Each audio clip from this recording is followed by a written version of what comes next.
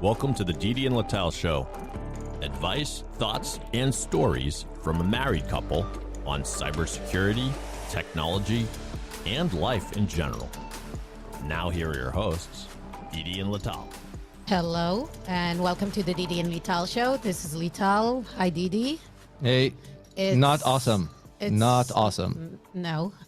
It is Friday, October 13, almost a week after terrible news broke in from Israel. And we are recording this and releasing this episode today to help everyone trying to comprehend what was going on, mostly speaking to all our non-Israeli friends, those that are allies, supporters, those that work with Israelis, those that buy software from Israeli companies, those that have Israeli friends, relatives, people they know, and people they did business years ago, trying to kind of like help them understand what is going on, and mostly giving advice of how to speak with Israelis today, how to support, how to reach out, and trying to give a little sense with a very unbelievable situation, I think, that is hard for all of us to comprehend. So maybe before we start, we give a little bit of I want to start by saying, first, we got hundreds, if not thousands, of messages from people that we are connected to in our networks. I got messages from people that have been in touch years ago when I worked in P&G. So first, I want to say our families are safe. We have our closest families in Tel Aviv, and they're safe. All of us know people that were impacted by the horrific actions that happened last Saturday. All of us know people that are now being drafted to reserve forces, to the reserve duty. So thanks for reaching out first. We care a lot, and we're thankful for everybody that cares. I'll let you speak for a second. So one of the things I do want to also help some of our Israeli friends, educate them a little bit of also when somebody tries to reach out to them, a little bit how to communicate back. Because I think we as Sabres, this is the part. Sabra, yes. Exactly. We are prickly. And we are angry now. And we are very angry now. And people need, the Israeli guys also on their side, need to understand the education that happened over the last 3 decades. And sometimes when people say something, they don't understand the magnitude of what they actually said. Yeah. You could see by the headmaster of the Newton Middle School that basically sent out something that was incorrect. You lashed out at him, and he called back to apologize and try to learn.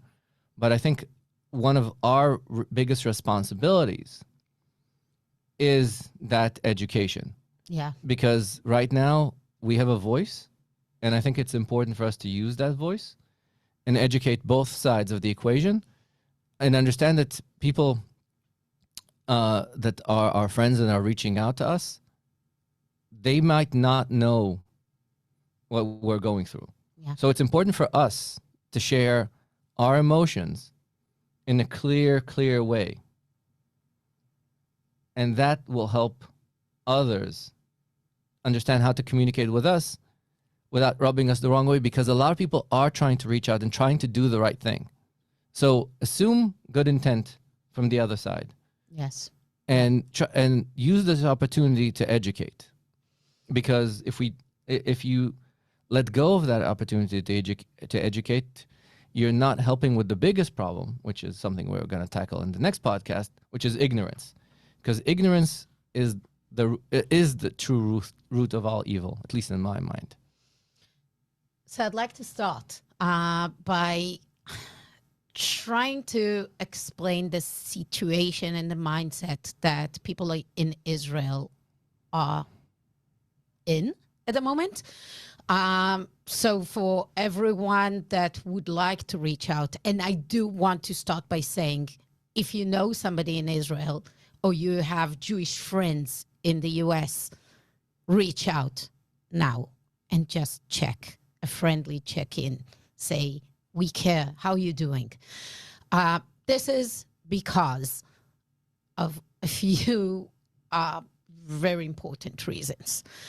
Israel is a small country, 10 million people in an area that is about the size of the state of New Jersey, maybe even a little bit smaller. Everybody knows each other. It's a tight community with a lot of friendships and business friendships and family ties. And it's closely tied to also the Jewish community in the diaspora. A lot of Jewish people in the US and Europe have close families and friends and are regularly visiting Israel. So when a horrifying event in the magnitude of more than thousands killed, 1,300 at the moment, and unfortunately might be more than that, most of them civilians, when more than 2,000 people injured, many of them are severely injured, when in a situation when about 150 hostages, among them kids, babies, elderly, Holocaust survivors, full families, kids without their parents. Many of them are citizens of other countries, dual citizens, US citizens, British citizens are among the hostages. In this situation, first, everybody knows somebody that has been impacted, that lost their homes, that have somebody now trying to defend the country. So reaching out and asking if they're okay or they need a support is the most human thing to do, because everyone is impacted. There is no single person in a country of 10 million people that was not impacted by the magnitude of those things. But furthermore, I want to say there is something deep and emotional about what happened. And I've been in the US, I've been in New York after 9/11, and that's the only event that I felt has the same magnitude and maybe even worse.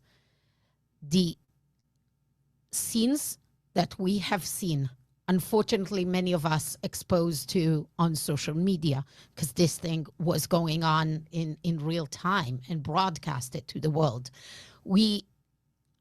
I felt when I saw those things, and some of them I saw in real time on Saturday when it was broadcasted to the world. Those are the type of horrifying stories that I heard from my grandmother, which was a Holocaust survivor. She was 5 years old when she experienced that. And we, all of us as a nation, are traumatized by stories from 80 years ago, 75 years ago, and we relive them. And now we understand the magnitude, and I think the world understands it. So we need to know that the world sees and understands it. And I'll let you comment on that. This is the most important element that I think people don't understand about the magnitude. You compare it to 9/11, I can't compare it. I think it's as traumatizing as 9/11 was, one of the core essence of the Jewish state is the definition of never again. Correct. We grew up saying never again. We have a nation so that we can defend ourselves. It's not only that. In our own narrative, in our own stories, in our own core of our identity, all of us said, we will not go as lambs to slaughter.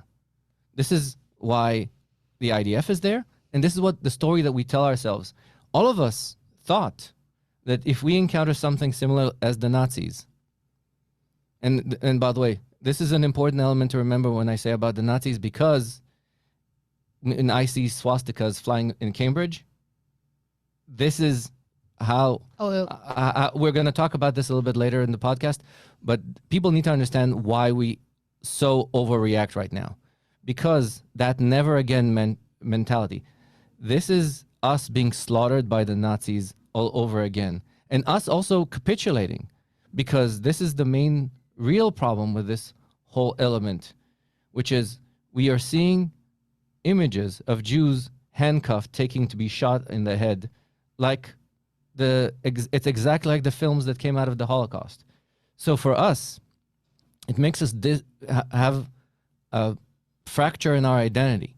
That no, we could have been Holocaust victims as well, and understand that we are not as strong as we think we are, and that never again narrative has failed us, and that's an emotional gap that most Israelis and also a lot of Jews, and this is something that when I wanted to talk a little bit about educating people, the Israelis, as they talk to people, they need to understand that there's been a fracture and a divide between the American Jewish diaspora and the Israelis for a very long time. For very long time. For a very long time.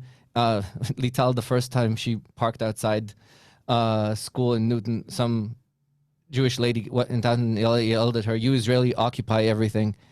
So Americans have been dealing with this duality. They don't know what's the difference between an American and Israeli. Right now, for better or for worse, the American Jews have woken up to discover that nobody is safe. If this is not, the Palestinians are not against the Israelis and they love the Jews. This is that there's still bodies out there in the world that want to kill every single Jew. And it's not a bunch of ignorance in the South. Actually, those ignorance in the South are closer to us than some of the liberals that live next to them. So this is something that they need. This is something that they are not freedom fighters. Exactly. They're terrorists. And it's they the want, same as Al-Qaeda and ISIS. And Exactly. it's not just a risk for Jews.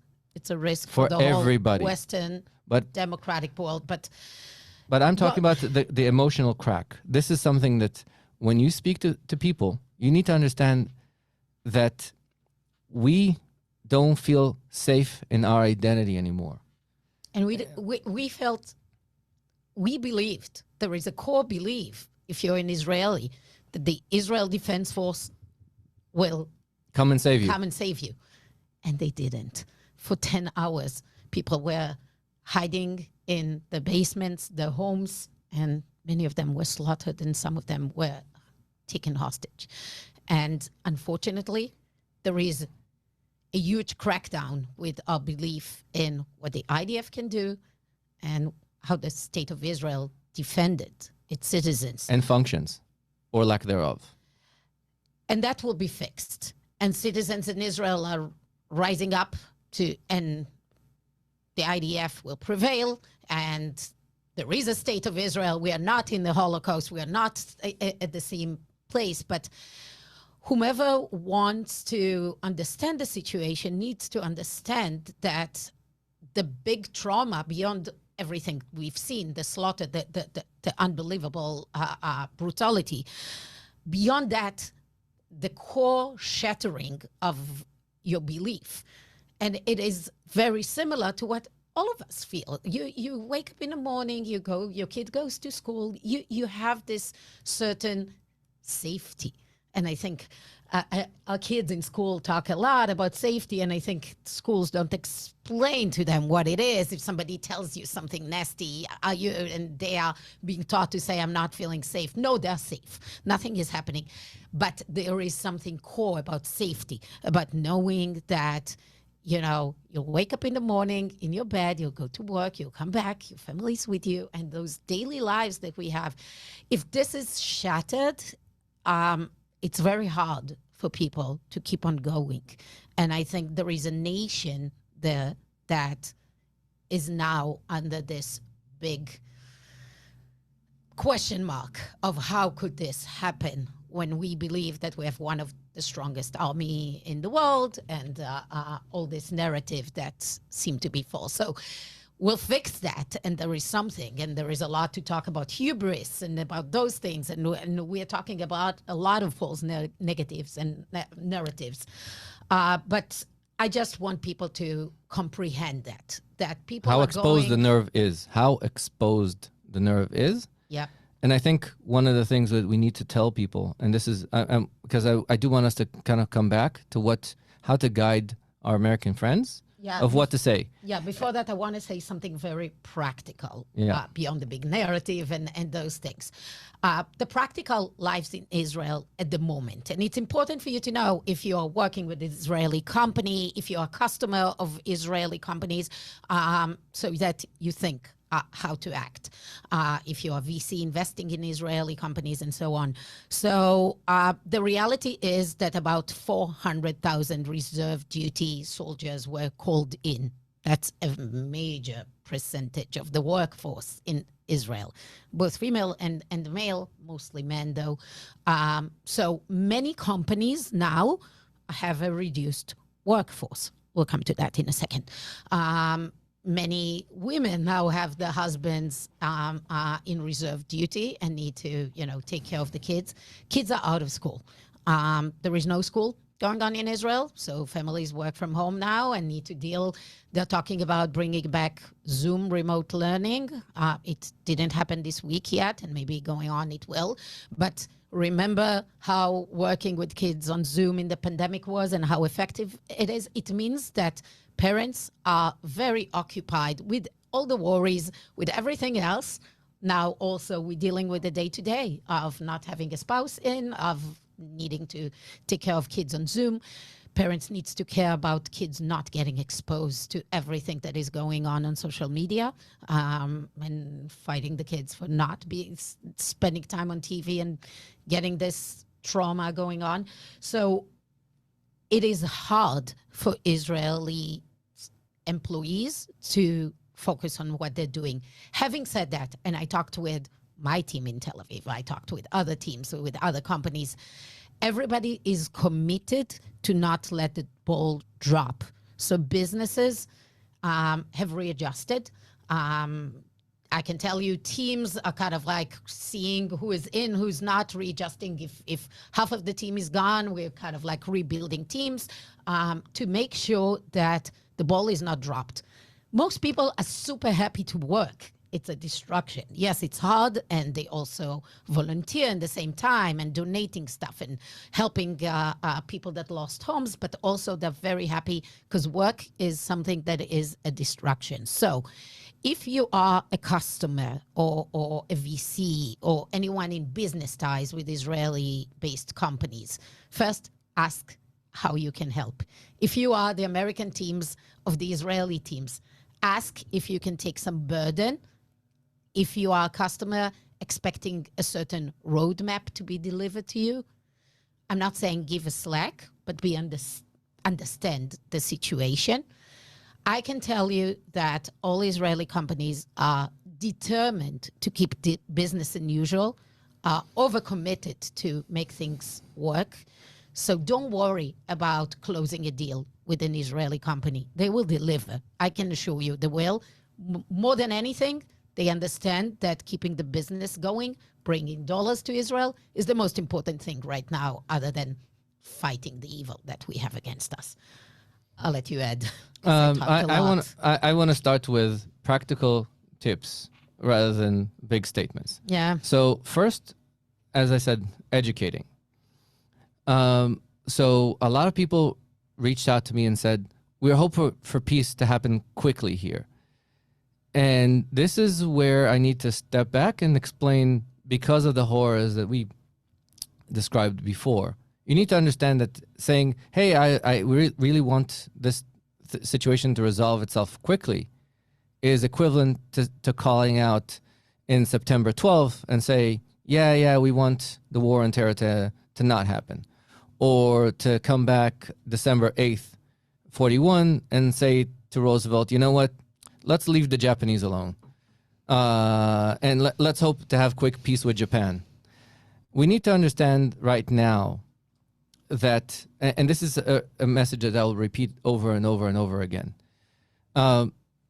Kids were bombed in Dresden. Dropping the second nuclear bomb was really bad. But nobody speaks out right now towards how the Japanese were impacted or how the Germans were impacted or the fact of thinking of taking a step back. This is why President Biden was so adamant about the fact that the war on terror is so important, is because two peoples were really hurt by this. Both the Palestinian and the Jewish people were really hurt by this because there is no chance of no retribution. You cannot ask any people to not have retribution in this case. I don't think it's human or moral. You can't say that. So if you are trying to say something to an Israeli and tell him, hey, let's de-escalate quickly, be aware that you sound like President Trump saying there were good people in Charlottesville on both sides. So this is how you sound like. So if you don't want to sound like that... And I'm sure most progressives don't want to sound like that. Most progressives don't want to sound like that. They're not aware of what they're saying and how it sounds like. Exactly. So you can believe in your core, in your heart of hearts, whatever you want. But think about the fact that if you just express empathy, it's very powerful. I got a message from a lady that works on our HR part, and basically she said, my hearts and minds are always with a team. This has a lot of impact. It's really, it's kindness. You don't need to say more. So if you don't know what to say, sometimes just be kind to the individual. Think of the individual and that the individual is in pain. You don't need to make political statements. You don't need to make outrage statements. If you address an individual, talk at the individual level, trust me, it will go a long way than making bigger, bolder statements. If you put those boilerplate statements that many organizations put for many years about escalation of the Israeli-Palestinian violence or something like that, it's not going to fly. Just don't use anything from the past because it's not going to work. The reality completely changed. You cannot use, unfortunately, a lot of organizations just use some sort of boilerplate of violence erupted again in the Middle East. Violence did not erupt. We cannot use passive voice. We cannot say escalation between Israel and Palestine. It is not something that Israelis and Jews will accept. So if you don't want to make a statement here, just refrain from it and say something that is around really the human being and say, we're sorry, can we help? Don't say anything.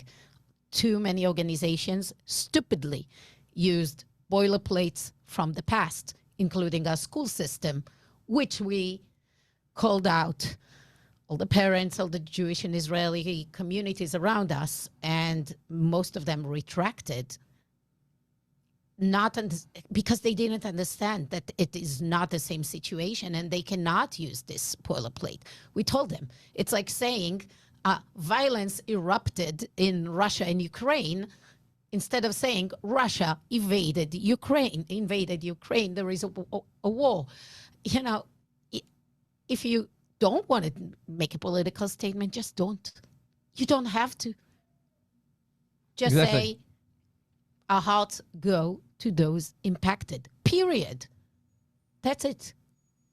So this is where I need to educate our Israeli friends a little bit about how people, especially people that are not entrenched in some of these cases, which is most people, people are not entrenched with deep history. This is a very conflict. Exactly, this is a very complicated situation. So you need to understand that very few people can actually know the difference between Jewish and Americans, and some people are even in a worse condition that they don't understand if you're Israeli and you're Ashkenazi. More likely than not, you're a Jew. There's a lot of these things that most people don't know, and if you think about it, as an Israeli, what is the religion in Mauritania? Do you know that? And when you think about that, you need to understand that is the context, so that most people understand. And also, most people, if you look at how I express myself in 95% of the podcast, I talk about Patriots and I talk about Bruins and I talk about Red Sox because this is what most people want to know. They care about fun things in their daily lives, and the Middle East has not been fun. And everything you touch there is a conflict for the last 30 years. Because, as I said, the Israeli and the Jewish community have not been on the same page, and so most people that don't want to deal with this, and that's most people, they took a step back and they created boilerplate statements, and they're not educated in this space. So you need to forgive them, because at least when I woke up Saturday, when you told me about the situation, my gut reaction was, Whatever. Again. I woke you up and said there is a real war. And I said, yeah, whatever. Because you were supposed to fly to Tel Aviv. To Tel Aviv to celebrate and you're like, okay, a few rockets flying, which is the typical reaction. And what's new? And even when I called my friends like right away in Israel, most of the gut reaction, at least Saturday morning, was, there's a conflict, but nobody understood the magnitude of this. So we need to understand that when we talk to other people, they not necessarily understand the magnitude. I met with VCs and friends Monday, and by that time it was clear, but it was still not clear how bad this is. Yeah, it took a while for people to understand. For the media to also start bringing the horror stories, the pictures, the videos. It was already clear that this was wrong, but it took a while for people to understand this, and I had to kind of bring people to understand how big of a problem this is. But most people said, yeah, we kind of live under a rock. We try to focus on our day-to-day, not so much the news. And also, this is another thing. When you move from Israel to the United States, the first thing you notice is nobody listens to the news. Because Channel 25 News, who I really love usually on a day-to-day basis, about a cat stuck up a tree and the weather lady and maybe a local exactly, and Shiri Spear and Lily Hopkins. I love them a lot. But and the weather. Weather is very important here in New England. It's like there's storms, there's foliage. If you're in the south, you have hurricanes. Exactly. So people don't listen to the news. In Israel, you listen to the news every hour, whether you want it or not. Yeah. When my parents visit here, they start they start playing radio from Israel, and every hour they need to listen to the news. And it breaks in like, even on peaceful times, it breaks in like a missile attack's coming. Yeah, that beep beep beep thing. So the whole thing for me, the coming to here and not listening to the news was a very fun experience, and I can't blame. It's the most peaceful, nice thing to have. It's the biggest change from being always on. Exactly. In Israel. Exactly. And so when you're an Israeli and you communicate to an American, understand they don't listen to the news as much as you think they do. Most people. So I was telling people today about the whole jihad day that was announced for today. Exactly. And because unless you live in Newton or you live in Brookline, you wouldn't know about this. Well, they wouldn't know about it if we wouldn't tell the police exactly be aware of it. No, now CNN is broadcasting this, and CNN News is broadcasting this. But this is a shift, a paradigm shift, and people need to understand that most of the people that they're going to talk to will not know about this. Mm-hmm. So this is the important thing for us as Israelis. Before you kick, take a step back. Yes. Say, when you said this, this is what did you mean to say? And let it linger. And that will help you de-escalate and make people want to listen to your ability to educate at that point in time. So what do you say to somebody telling you, we hope for peace for everyone soon? That depends on my relationship with them. And my immediate reaction is, have you looked at the state in the news right now? Please be aware that what you said sounds very offensive to me. If you need, I can explain why. I'm sure the other side is very shocked because they think it's like saying thoughts and prayers. Exactly. It's a boilerplate. So I said, I'm sure you did not mean to offend, but be aware that what you said sounded very offensive to me. And sometimes the closer I am, and the more likely that they'll react well to the Trump and Charlottesville example, I tell them that this is how it sounded like to me. And was that what they meant to say? And a lot of people said, no, not at all. And I said, listen, avoid Israeli politics. And I gave guidance to my immediate leadership team in Cisco. And I said, people, if you're going to reach out to anybody from Israel, don't touch the politics. Talk about the individual. Don't about the kids. Ask family, about the kids. Talk about the individual. Siblings, because parents. There's enough. If you want to show empathy, talk to the individual. But I want to say something that if you do have the guts, and it takes a little bit, you can be quiet and listen. Israelis love talking politics. So it's the exact opposite of Americans. They love and they feel it's legitimate. There is nothing more relieving. It's almost a therapeutical thing. Seriously, and many Israelis need it now, to have somebody just listen to a good political rant from the Israeli side. So it's an opportunity, and I would encourage the Americans to just listen, like Didi said, say, I don't know enough, and I would like to know more. Tell me what is the situation and how you feel about it. And you don't need to express anything. Israelis are not afraid to talk politics. They actually feel it relieving. It's the more it's a therapeutical thing. We're angry. We want to yell and shout and kind of like be in a forum like a crazy, I don't know, Fox News kind of way of doing things. Israelis like it and they need it, and they need to know that outside of Israel, people listen to that.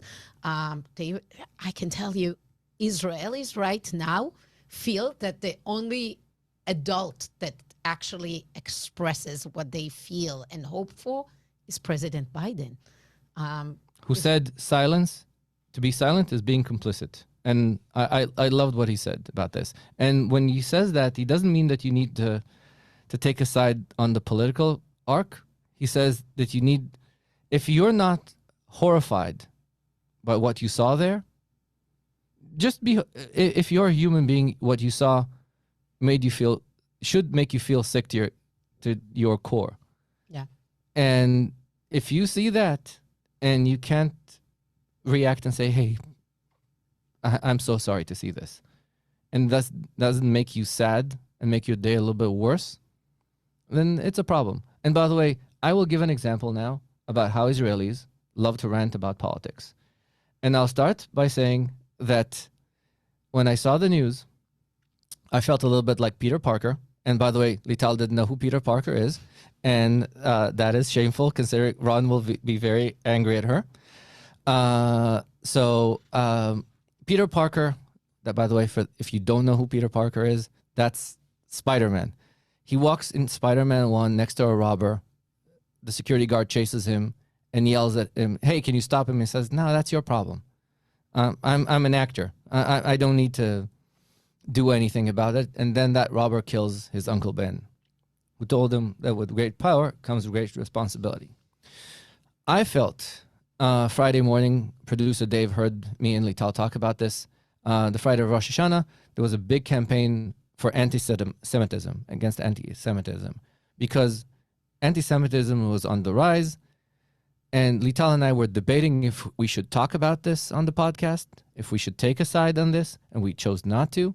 And I feel bad about not taking a side about this, because now that I see swastikas in Cambridge and I see swastikas in Boston right in front of the Israeli consulate, it makes me sick to my stomach that I didn't say anything, because I should have said something. I should have said something, that this is, everybody needs to be aware that left-wing anti-Semitism is on a rampant rise. Everybody wants to think that anti-Semitism is done by a couple of guys in white sheets, but no, it's not. It's not.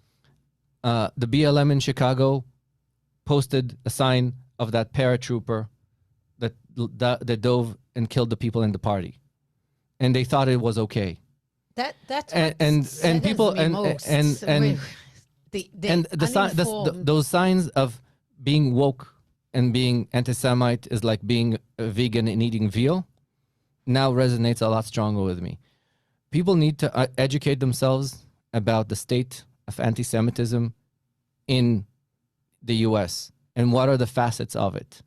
And this is a good opportunity to take a stand against it, because right now, the fact that there are even France and Germany and Australia outlawed those pro-Palestinian rallies that show swastikas, because there is a law even in the U.S. that I'm all for the First Amendment, but right now it's called incitement of committing murder, because those signs basically say it's okay to kill Jews. They're not talking about Israelis. They mean to kill every Jew. And this is where we need to basically make a stand and stop this. This is not okay in any form and any way of communication. So that's me kind of expressing my Israeli position and my basically mea culpa of not taking a stronger position and using this platform as a voice to let people understand that. And it breaks my heart that now in some areas, and I'm not saying everyone, but having BLM related to pro-Palestinian, those things have nothing to do with each other. Yes. And just people choosing to mix together completely different. I understand people that feel that there's the union of the oppressed. I can understand this. But flying a swastika, that has never been the side of the oppressed. Being anti-Jewish is... Let's remind you who was also murdered in the Holocaust. Exactly. Not just Jews. And exactly. I will just say that. I want to say black and Jews are on the same side, yes. not the opposite side. And gay. And gay. And oppressed. Exactly. So. And disabled. Okay. How do we wrap this up? This is not going to go away. So not anytime soon. It's not going to, and Israelis will need your support in probably the next weeks and probably months. So no, there's not going to be peace in the Middle East. There might be escalation in the Middle East. Videos coming from the media will be tough, because if we would have seen things that, military in Afghanistan after 9/11, or in Baghdad after, the first or the second Gulf Wars. Wars are not nice to see on TV. Civilians are hurt from both sides. News are going to be tough. Realize that. There is no nice thing about war. Civilians, unfortunately, are going to be hurt. And that's the reality. I think we need to breathe. We need to understand that this is what military is for, to fight for sovereignty of nations that cannot let terror dictate the day-to-day lives and kill innocent people. And I just want to say my heart goes to the families of the hostages and everybody impacted. I hope there's going to be a fast resolution for hostages. This is breaking our hearts, and this is the most crushing thing of all things. That's what I have to say. Didi, anything you want to say to wrap it up? Yeah, I want to say the optimistic part. We stand with Israel, and hopefully there's a light. Hopefully that out of all this disaster, we can get to some monicum of sanity at the end, that the world will realize that Hamas and Hezbollah are in the way, because this broke a chance for a historic peace between Israel and Saudi Arabia. I think maybe maybe after the dust of war settles, and Hamas and preferably Hezbollah are out of our line of sight, there will be a chance that there will be peaceful coexistence between Israel and Palestine. And that's the real hope for peace. Exactly. Not artificial one. Exactly. Yes, definitely. I think what has been in the Middle East is going to be different. It will take a very bloody war, unfortunately, with a lot of casualty, unfortunately. But yes, it might be that then in the longer term, this was the first step. I cannot live if I don't see this was the first step in the right that will eventually started a boulder rolling that will eventually make the world realize that this needs to end, and there really needs to be peace in the Middle East if we don't want to see horrors like this. And for our friends in Israel, our hearts and minds are with you. Totally. And I think with that, we wrap up. We'll wrap up. Thank you. Thanks for everyone's support. We stand with Israel. Goodbye. Bye.